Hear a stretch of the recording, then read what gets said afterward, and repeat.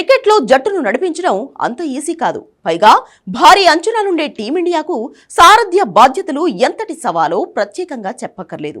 ఖచ్చితంగా కెప్టెన్సీ ఒత్తిడి ఉంటుంది. కానీ ఆ ఒత్తిడిని తట్టుకుని నిలబడడం, వ్యక్తిగతంగా రాణించడం, జట్టును సక్సెస్ఫుల్ గా లీడ్ చేయడం చాలా కష్టం.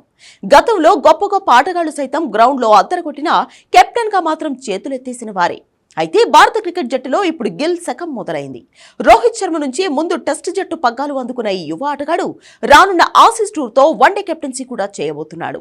అయితే కెప్టెన్సీ ఒత్తిడి గిల్ పై ఏమీ కనిపించడం లేదు. ఇది ఇంగ్లాండ్ టూర్తోనే రుజువైంది. 5 టెస్టుల సిరీస్లో 700+ రన్స్ చేయడం అంటే సాధారణ విషయం కాదు. కెప్టెన్ బాధ్యతలను సమర్థవంతంగా నిర్వర్తిస్తూనే వ్యక్తిగతంగానూ గిల్ ఇంగ్లీష్ గడ్డపై దుమ్ము రేపాడు.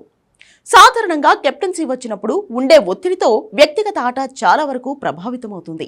దీనిని తట్టుకోలేకే గతంలో చాలా మంది సారథ్య బాధ్యతలు వదిలేసిన సందర్భాలు కూడా ఉన్నాయి.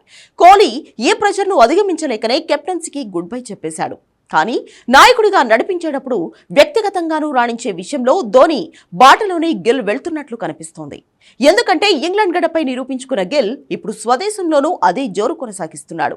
విండీస్తో 2వ టెస్ట్లో గిల్ ఆడిన ఆటే దీనికి ఉదాహరణ. రెడ్ బాల్ క్రికెట్లో ఎంత ఓపిక్గా ఆడాలో యువ ఆటగాళ్లకు చూపిస్తూ స్కోర్ను ముందుకు తీసుకెళ్లిన తీరు ఆకట్టుకుంది. ఇన్నింగ్స్ డిక్లేర్ చేసే విషయంలోనూ సొంత రికార్డులను చూసుకోకుండా నిర్ణయాలు తీసుకుంటున్నాడు.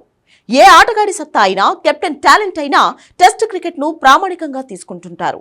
గిల్ కూడా దీనికి మినహాయింపు కాదు. ఫార్మాట్ కు తగ్గట్టుగా తన కెప్టెన్సీనే కాదు, తన ఆటను కూడా మార్చుకుంటూ సెలెక్టర్లు తనపై పెట్టుకున్న నమ్మకాన్ని నిలబెట్టుకుంటున్నాడు. కోచ్ గంభీర్ సిఫార్సు కారణంగానే గిల్ కు కెప్టెన్సీ దక్కిందనేది కాదనలేని వాస్తవం. అయితే గంభీర్ సిఫార్సు కొంతకాలమే కాపాడుతుంది. సారథిగా తన ప్రయాణం సుదీర్ఘంగా సాగాలంటే మాత్రం ఖచ్చితంగా తనదైన మార్కు ఉండాల్సిందే. ఈ విషయంలో గిల్ మార్క్ మొదలైనట్లేనని విశ్లేషకులు చెబుతున్నారు.